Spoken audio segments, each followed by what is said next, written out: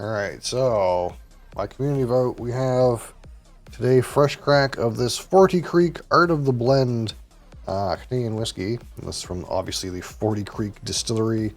It is a Campari owned distillery these days.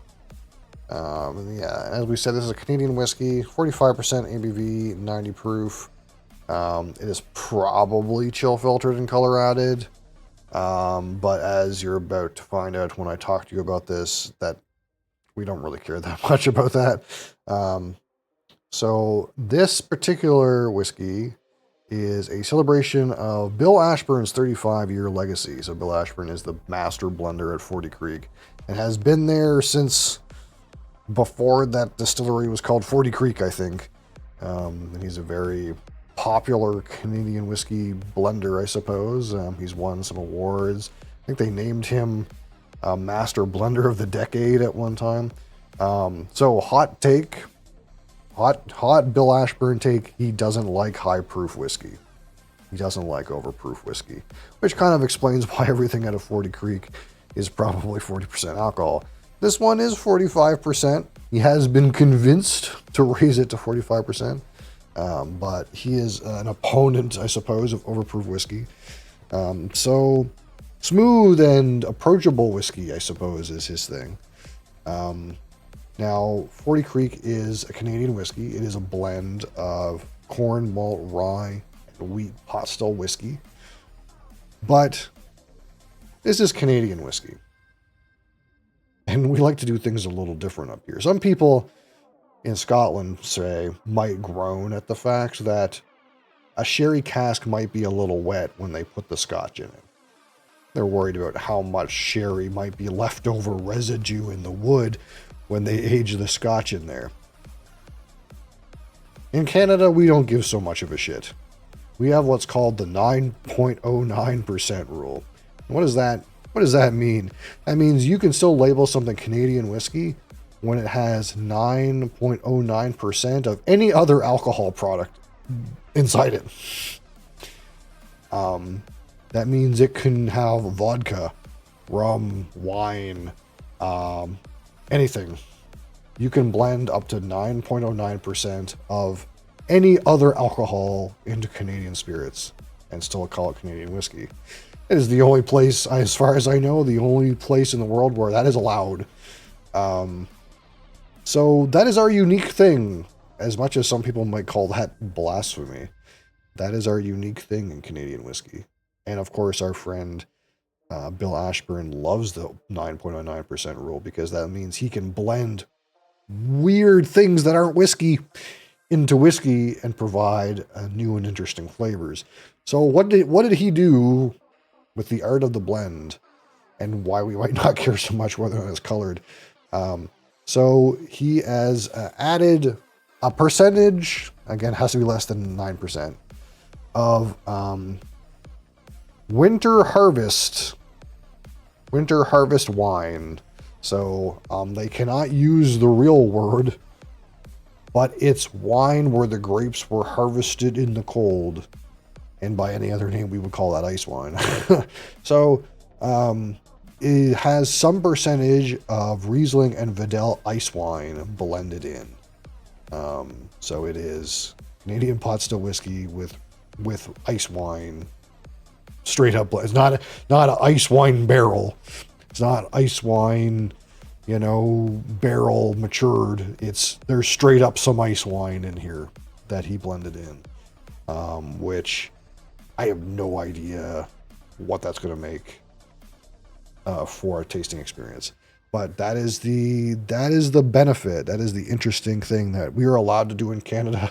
We can straight up put fucking wine in here and still call it Canadian whiskey.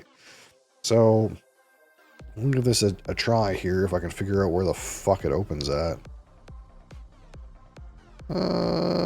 Well, it's gonna be a knife. As far as I can tell, there's no pull tab on that anywhere.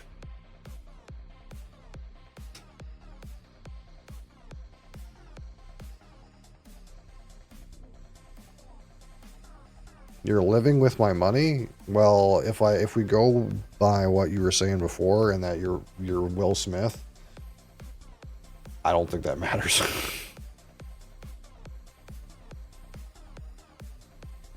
You are a troll.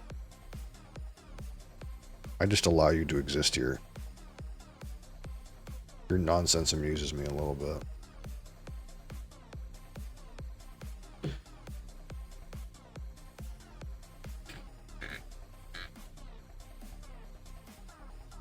Oh, it's an artificial cork.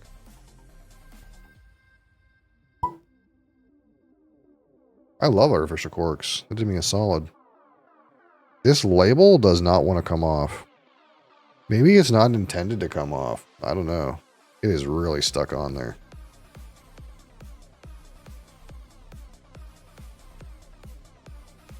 Oh, there it goes. All right. So we're going to have a little tasty taste, little taste test of this Art of the Blend and see what we've come up with. Dude. No, you're a dude. See what we've come up with some ice wine added.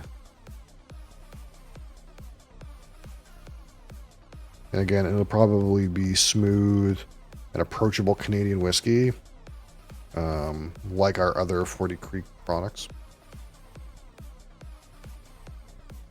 Artificial cork. Yes, please. All right. Boom. After this sip of the wind, let's play Team Fortress 2. No. I'm not a Team Fortress 2 player these days. You have fun, though. Alright, here we go. Here's our color, which, again, it's not natural color, but again, it's had ice wine put in it. So, oh well. We don't really care that much. But that's the color of it anyway, whatever it is. Blended Canadian whiskey. That's what it is. It's blended, the finest blended Canadian whiskey. That doesn't mean it's blended with whiskeys. It means it's just blended with anything.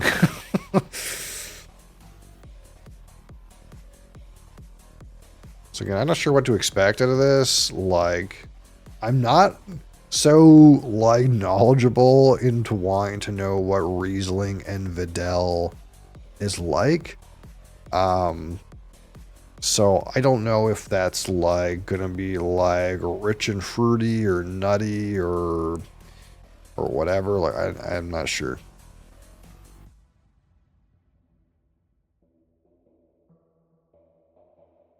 We're just going to give this a minute because we just opened it here. Give that a minute to kind of just interact with the open air.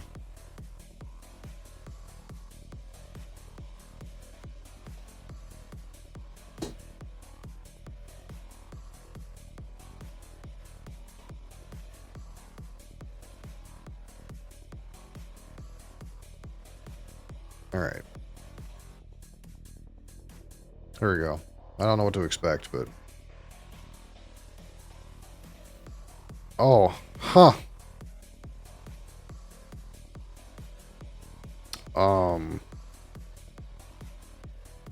That's different. Strawberry jam. That's where we're at. Yeah, strawberries, actually.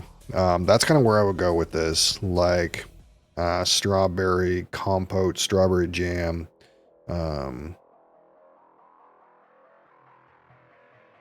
It's very, like, kind of strawberry. But there's kind of like that underlying creamy character, like Canadian creamy, caramel, sort of creme caramel sort of thing underneath it, which is like typical in at least the 40 Creek whiskeys that I've had, but it's also typical in Canadian whiskey. It's almost like there's a butteriness too, so it's like Where do I want to go with this? It's almost like butter and strawberry jam with like just a rich, creamy caramel character underneath. Oh, that's kind of interesting. Only in Canadian whiskey, though. Only in Canadian whiskey.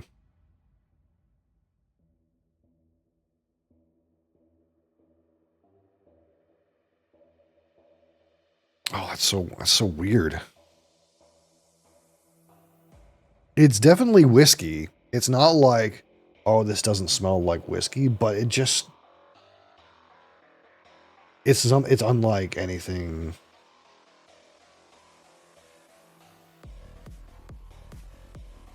It's unlike anything I've nosed before. And it's weird. Try to explain how it's weird. So it's like one of the things that you know that I look for is flavor experience. We're on a flavor adventure, and usually that means we're going to go into like some territory where there's some weird, challenging notes, some like things that are difficult but interesting because the like pleasant honey and malts, and dried fruits and sherry. It's so common. You get them so often that like you kind of assume like, hey, whiskeys that are not like funky and challenging, they're in this kind of like sweet honey and grains, and dried fruits, and apricots, orchard fruit kind of little box, right? And then like once you get out of that box, you start getting like some hard, difficult notes like smoke and tar and this sort of thing. And even with that rum where we got like burnt rubber and like latex, Play-Doh. Um, the thing that's interesting to me is that I feel like with this particular whiskey, we found an interesting flavor experience that's not in like a weird, challenging, off-putting direction. It's something that is pleasant but new. And I think it comes down to, again, like we talk about how bourbon, for example, between the corn mash barrel and the new charred oak barrel, kind of like fights to get out of a certain shell of a flavor profile. It's always sweet, it's spicy, and has some harsh kind of wood components, has a little bit of cherry fruit, maybe has like some of that rye licorice character. And even though scotch, as wide as it can be with all the different barrels and maturation types that it can use, it can't put wine in it.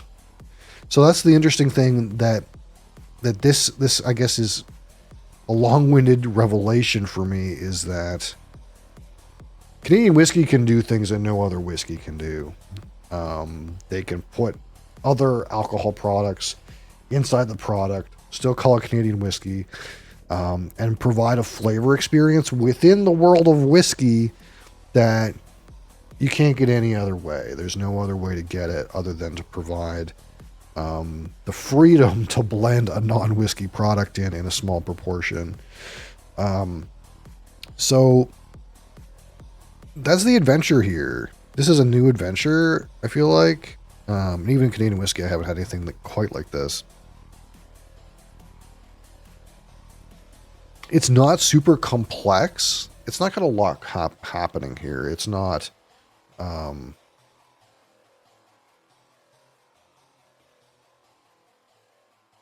It's not like super duper, like mind blowing, but it's just a new flavor profile that I've never experienced.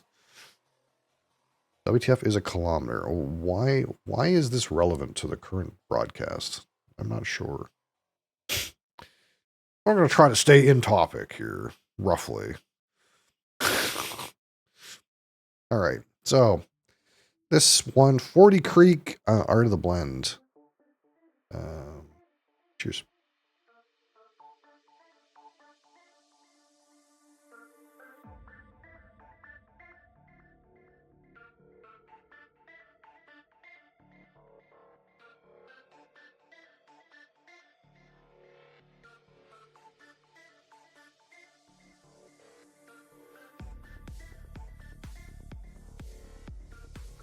Hmm.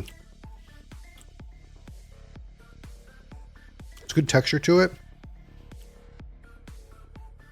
It does kind of stay within that kind of like 40 Creek, we'll say house style, or DNA. It does have like that creamy kind of caramel Canadian whiskey attribute to it, which with 40 Creek almost gets into that buttercream realm a little bit. It's not super duper strawberry compote on the palate, but you do get some of that in there. Well, the one thing that does occur to me immediately is that the texture is pretty good, despite being 45% alcohol.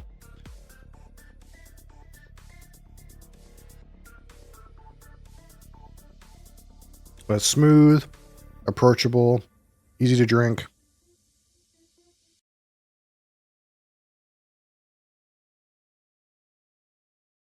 How much was wind? I have no idea what you're saying, friend. I'm sorry.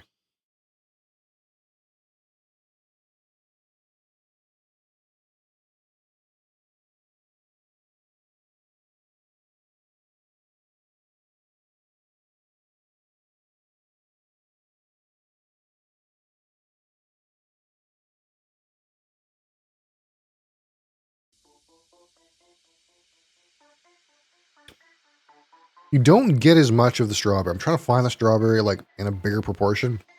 There is a bit of that strawberry jam on the palate. Finish has got a little bit of spice to it. A little bit of greeniness. Some oak character. But kind of like also like a reverberation of that cream caramel kind of aspect. This guy really asked what a kilometer is. Yeah, this our friend Istala, they are a troll of some kind, I think. They're kind of they're kind of they keep coming back, but never ever seem to discuss the topics of the broadcast. It's very strange, actually. But you know, we entertain him.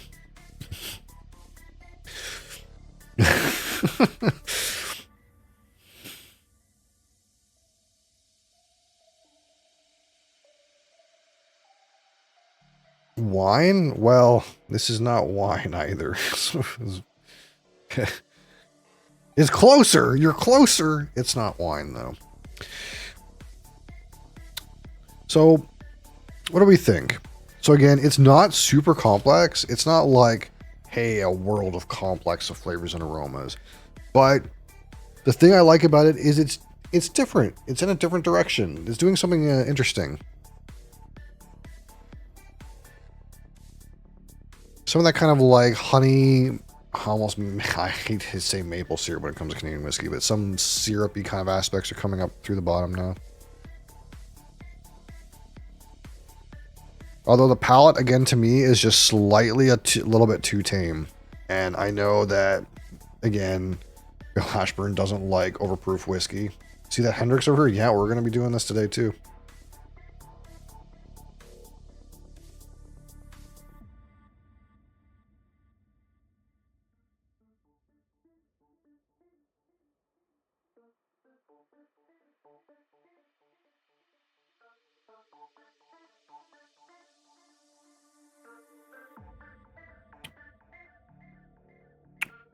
But yeah, I would like just a little bit more oomph. I feel like on the palate, you get mostly that kind of like sweet corn, cream caramel, kind of like Canadian whiskey, creamy character. Missing a little bit of that like strawberry compote, strawberry jam. Just needs a little bit more oomph. For me personally, that's my preference, and I know our friend who made this product, Bill Ashburn, does not have that preference. He prefers a lower proof. So for me, I feel like it's just like the palate's just a little bit off the mark. The nose is so interesting. It's got such a unique profile. Now maybe again, talking about ice wine, actual ice wine has been blended in here. So what is a weird You get a weird strawberry thing like at the very end of the finish, like an aftertaste. That's kind of interesting. But with like port barreled whiskeys, for example, sometimes those bottles, after you open them, they could use air for a few months before they really start to show all the potential of the wine notes. So in this case where there's actual ice wine blended into this, this might do really well actually for some bottle age, we'll say, for some oxidation, to really kind of like reveal some of those winey characteristics on the palate for me, which are so obvious on the aroma. Oh, I know you like gin. This was, again, these two were both voted for in our community poll. They both got one vote, and not very many people voted, so I got both of them. And usually I try to include one gin as an option out of the 10. And last poll I actually also included one tequila. So we'll have another poll for next month. I'll try to start it. Well, if anything, I'll start it. I can start it really at today, but I want to start it earlier. And if you want to do gin again, or if you want to do tequila or a clear alcohol, I suppose there are options for that in the poll. Usually I put it up for like a week or two. Whatever the community wants. Do you think water is so tasty that without it we will died to too much of it equal dead? Sometimes I think English isn't your first language.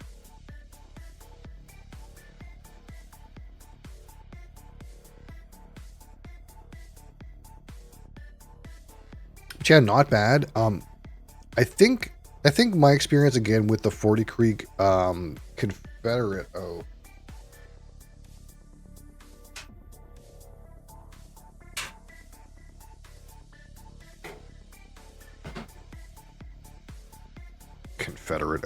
Confederation oak. This bottle definitely got better with like a couple months worth of air in the bottle. So I think the potential for this bottle is like in a couple months from now. I'm really excited about its direction. And as strange as this sounds, I hope more Canadian distilleries blend random other alcohol products into their whiskey. I'm kind of like intrigued by what's happened with this and hope that there's more enterprising individuals who want to blend some rum or white wine or anything else into the Canadian whiskey and see where we end up with a flavor profile. Because this thing is just, again, it's strawberries. It's strawberry jam right up front, which is weird. It's weird in a good way. It's like adventurous in a flavor experience in a non-aggressive direction, which is new for once. So not bad like that. It's a little, the palate just needs a little bit more of something, but I'm holding out. Give it a few months, might be winter, maybe.